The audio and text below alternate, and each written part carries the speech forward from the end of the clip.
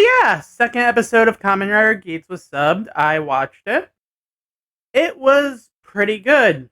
Already with the OP, we've got several questions. Like, it's very stylistic with, like, Ace tied up in, like, barbed wires, breaking free from it. Several cards with, like, things written on them, which we later find out in the episode itself that those cards are desire cards where the contestants write what their desire is for the Grand Prix finale. And noticeable is the fact that one of the desire cards, the one that seems to be associated with Geats himself in the OP, is labeled as Breakout. As for the content of the episode itself, um, well, we find out what Ace's wish in the last episode was to be the star among stars, with everyone fawning over him.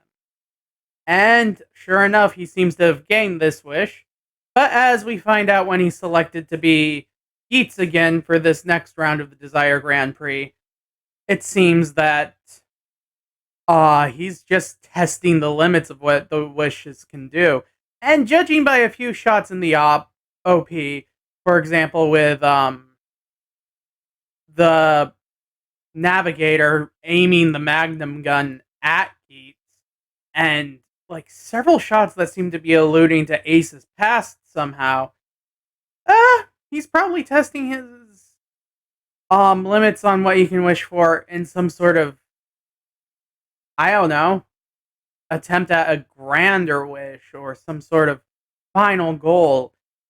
Judging by the breakout card, I'd theorize that it's probably somehow to end the Desire Grand Prix and the threat of Yamato for once and for all.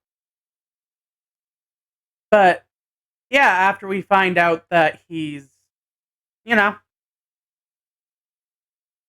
a star and all, we get introduced to the first round where they hunt for henshin items. Everyone who didn't find an item gets, you know, they get taken out of the game. We find out that Tycoon ends up meeting up with the person who interviewed him last episode, who's doing this to try to help his sick son. Keep this in mind for later.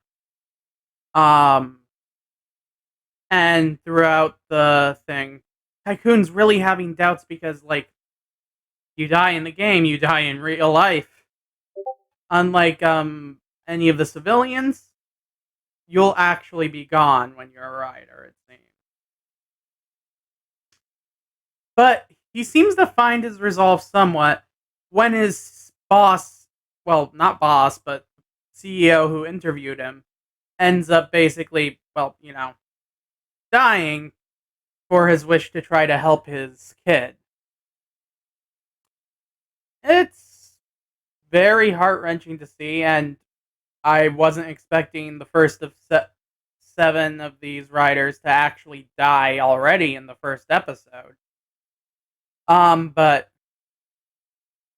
Geats ends up coming in, ends up tricking Tycoon into giving him the boost item, since it's a one-time use item, by saying his wish is to help needy children throughout the world.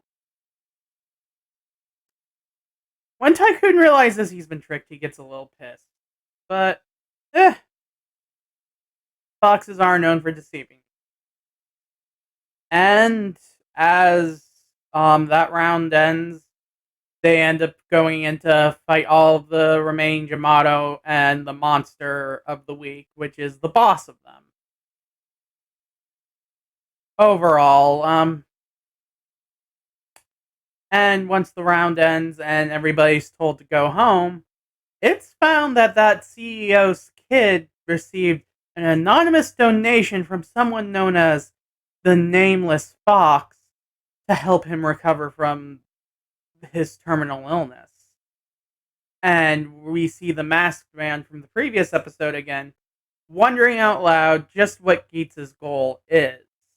Like I said, I think it's to somehow end the Yamato threat once and for all, and, end the need for the Desire Grand Prix. or maybe even just to be able to be a rider full time, or even just be the only one who has to bear the responsibility, sort of. Ace seems like a really complex character, and I'm really interested in seeing what his goals actually are.